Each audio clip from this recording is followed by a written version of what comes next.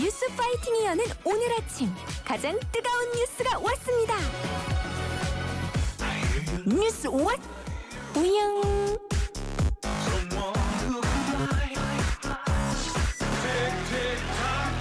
뉴스 왓 우영. 네, 안녕하세요.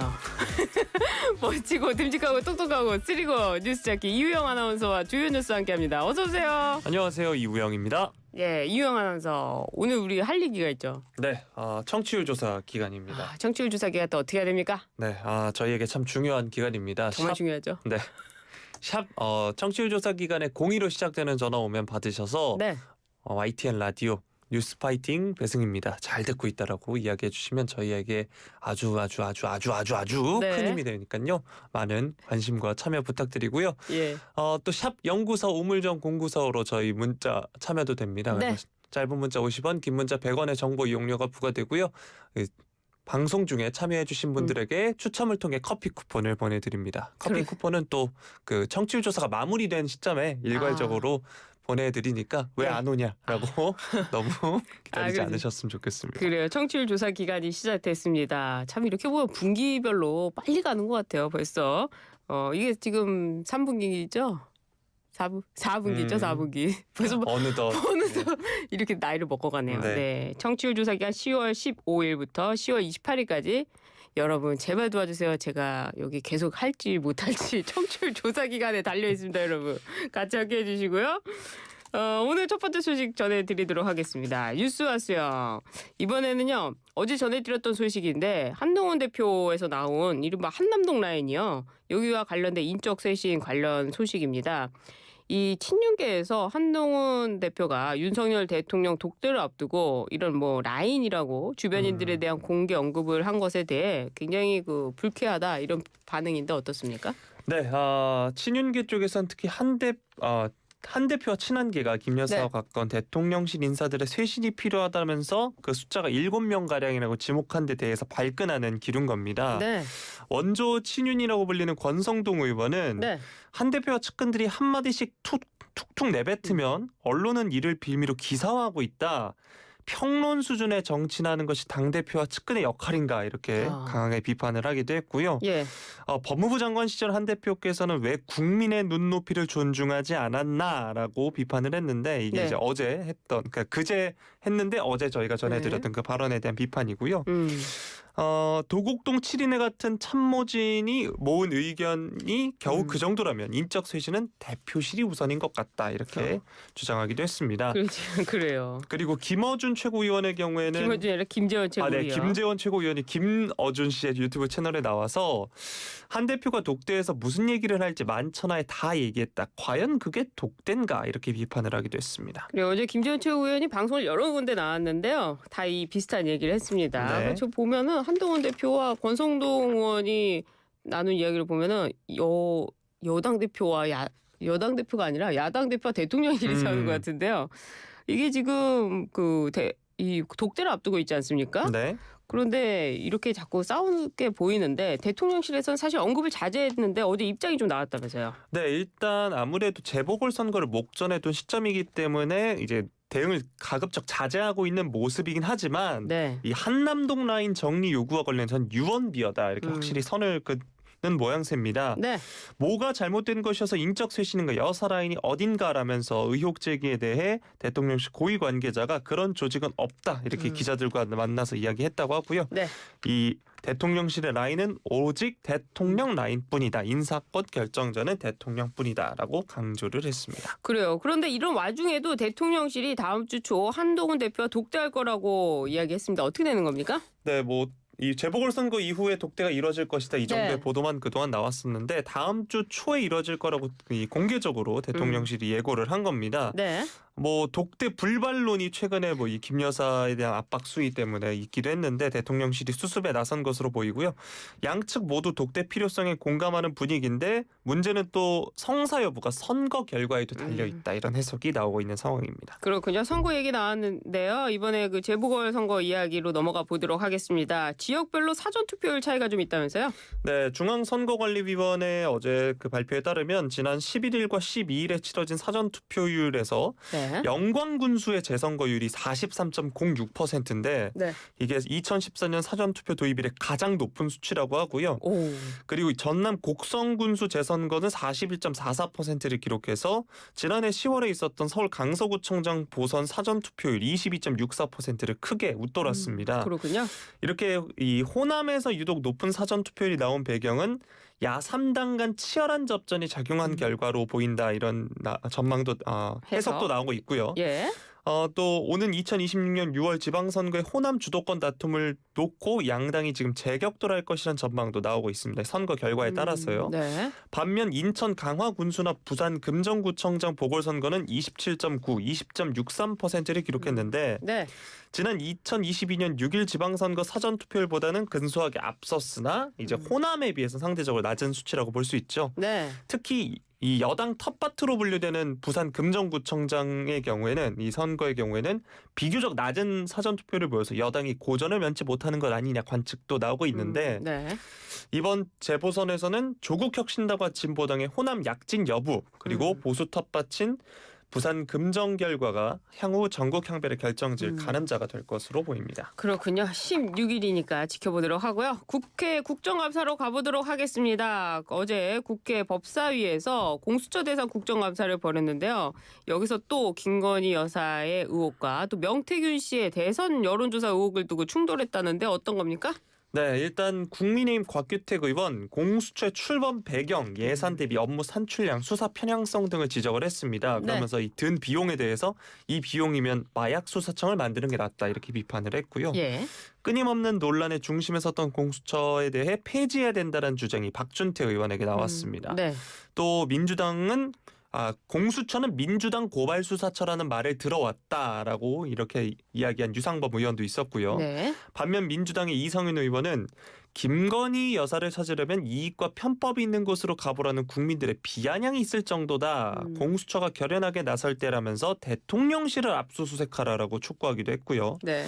조국혁신당의 박은정 의원의 경우에는 이 명태균 게이트의 핵심은 윤석열 대통령이 명 씨에게 빚진 개인 채무라면서 3억 6천만 원이라면서 대통령이 이 3억 6천만 원이 들어간 대선 여론조사를 뇌물로 받고 국민의힘 김영선 전 의원에게 공천을 줬다면 수뢰 후 부정처사죄에 해당할 수 있다라고 하면서 뇌물수수 혐의와 함께 명 씨의 여론조사 의혹을 공수처가 조사해야 된다 이렇게 말을 했습니다. 그래요. 대통령의 여론조사로 김영선 전 의원에게 공천을 줬다. 좀 어디까지 믿어야 될지 모르겠습니다만 이런 얘기도 있었군요. 행안위로 가보도록 하겠습니다. 여기서도 여야가 계속 충돌을 했는데요. 여당이 제기한 의혹이 있는데 이재명 대표에 대한 의혹이라면서요? 네, 사실 국정감사에서 여야는 정말 계속해서 충돌하고 있습니다. 네. 축구협회 정도 제외하면 그래요? 계속해서 충돌하고 있는데 네. 국민의힘 정동만 의원 이 대표가 이제 경기지사 시절 지역화폐 운영 대행사인 코나아이의 불법성 특혜를 제공한 정황이 있다는 의혹을 거론했습니다. 네. 왜 이렇게 지역화폐를 집착하는가? 공공을 위한다는 명분, 계약상의 특혜 그리고 측근을 통한 이권 형성까지 대장동과 똑같은 수법이다 이렇게 비판을 했습니다. 예. 국민의힘이 이성건 의원의 경우에는 대통령 선거 출마를 위해 지사직을 사퇴하기 직전 일산대교 통행료 무효화를 공식 발표했던 것에 대해 특정 사람들의 표만을 생각한 매표적인 포퓰리즘 행위이자 무책임하게 권한을 남용한 것이다 비판을 했는데 네. 뭐 이에 대해서 민주당의 최현일 의원은 국민의힘 김은혜 지사도 같은 공약을 했다면서 네. 응수하기도 했습니다. 아, 그렇군요. 근데 또 야당이 김건희 여사의 양평 고속도로 이 특혜 의혹으로 맞불을 놨어요. 네, 민주당의 이광희 의원 인터넷에서 가장 찾기 쉬운 자료 중 하나가 양평고속도로 종점 변경안이 김 여사 소유 땅을 지난다는 특혜 의혹이다라고 지적을 하면서 변경 최종안에도 김 여사 일가 토지가 가까이 있는 남양평 IC 근처로 지난다라고 지적을 했고요. 네. 윤건영 의원도 대통령 친인척이 연루됐다고 해서 국가사업인 고속도로공사의 노선이 변경 지연되는 사례를 본 적이 없다 이렇게 말하기도 했습니다. 그래요. 또 여야가 최근 남북의 군사적 긴장이 고조되고 있는 상황에서 이 책임을 논하고 있다고 하는데 어떤 겁니까? 민주당의 신정훈 행안위원장 우리 측의 지속적인 대북전단 살포로 북한의 오물풍선 살포가 이루어졌고 또 그에 대응해서 우리 측의 대북 확성기 재개로 대남 보복 방송이 시작됐다고 이야기하면서 되로 주고 말로 받는 장사치로 보면 말도 안 되는 손해를 보는 상황이다 이렇게 이야기했는데 네. 국감에 참고인으로 출석한 김경일 파주시장은 안 보내고 안 받는 너무나 간단한 것을 못하는 게 안타깝다라고 하면서 정부의 이제 대북 대응 조치 철회를 호소를 했습니다. 네. 반면 국민의힘의 조승환 의원은 현재 남북 관계 원인이 대북 전단 발송이 있다고 생각하는 것 자체가 남남 갈등을 유발하는 북한의 작전과 모략에 넘어가는 것이다. 모두 북한의 책임이다 이렇게 말을 했습니다. 예, 지금 군대 다녀오셨죠? 아, 네. 예. 어느덧 10년 10년 됐죠. 됐습니다. 네. 예, 군인들이 이런 얘기를 들으면 어떨까 이런 생각이 드네요. 그냥 예, 네. 알겠습니다. 네. 북한 이야기 자연스럽게 넘어가 볼게요. 연일 그 담화를 내놓고 있는 김정은이 동생인 김여정도 또 담화문을 내놓고 있다면서요? 네, 김정은의 동생 김여정이 담화문을 내놓고 있다면서요? 그렇죠. 예. 연일 이제 담화를 내놓고 있는데 죄송합니다. 오늘 왜 이러죠, 저희가? 예. 청취율 조사 기간입니다. 네, 그 분말하겠습니다. 네. 이 담화의 워딩이 굉장히 셉니다. 네. 핵 보유국의 주권이 미국 땡들이 길들인 잡종개들에 의해 침해당했다면 똥개들이 길러낸 주인이 책임져야 할 일이다. 이렇게 막말로 한미를 싸잡아 비난을 했습니다. 그러네요. 이 담화는 우리 국방부가 평양 무인기 삐라 살포의 주체도 확인하지 못했다라고 지적을 하자 이에 반박하는 성격으로 보이고 있고요. 네. 지난 11일에 이 우리 무인기가 평양 상공에 침투했다고 주장한 이튿날부터 사흘 연속으로 계속해서 막말을 동하는 담화를 내고 있는 상황입니다. 그래요. 어제도 저희 전해드렸는데 북한이 국경선 부근 포병 연합부대와 중요 화력 임무가 부과된 부대들의 완전 사격 준비 태세를 갖추라고 한 상황인데요. 우리 군 대응 어떻습니까? 네, 일단 우리 군 합동참모본부는 이 대남 위협 수위를 높이는 북한에 대해 예하부대 대북 감시 경계 및 화력 대기 태세 강화 지침을 하달한 것으로 지금 확인이 됐고요.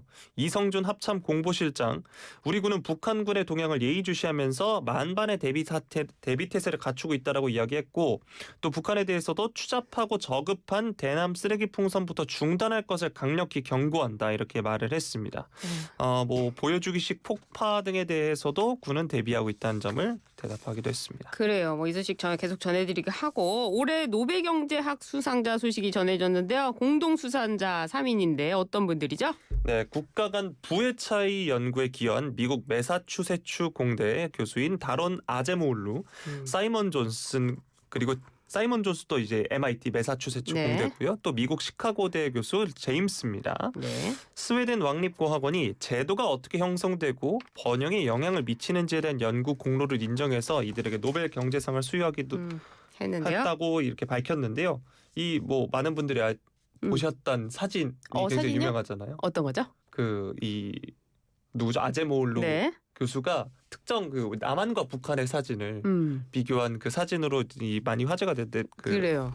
변호사님께서 좀 네. 설명해 주신다고. 그 밤에 우리가 그 깜깜한 밤에 우리나라에는 불빛이 환하고 북한에는 어두운 사진 보신 적 있죠? 네네네. 바로 그 사진을 이번에 다룬 아제모울루가 우리나라 2022년 KDI 한국경제개발원이 주최한 한 포럼에서 보여주면서 이 평화와 경제적 번영의 근간으로서 포용적 제도와 민주주의를 강조했는데 이 두 가지를 성취한 국가로 한국을 뽑았습니다.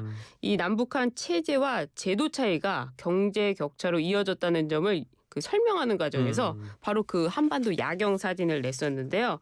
이 포용적 경제 제도를 선택한 나라는 남한이고 이 착취적 경제 제도를 선택한 나라는 북한인데 이 남한과 북한을 예로 들면서 국가 번영을 이끌 정치적 선택이 얼마나 중요한가 이거를 연구했는데 바로 이걸로 노벨 경제학상 수상을 했습니다. 윤석열 대통령이 이 책과 관련해서도 꼭 읽어봐야 될 책이다 이렇게 추천한 적이 있는데 이렇게 노벨 경제학 수상까지 했다고 하니까 좀 의미가 있다 이렇게 보여요. 네. 알겠습니다. 참 노벨상과 관련해서 우리가 굉장히 이번에는 네. 연관이 많네요. 알겠습니다. 오늘 뉴스와 수영 오늘 여기까지 했수영? 가겠수영. 알겠습니다. 오늘 이유영 아나운서와 함께했습니다. 감사합니다. 고맙습니다.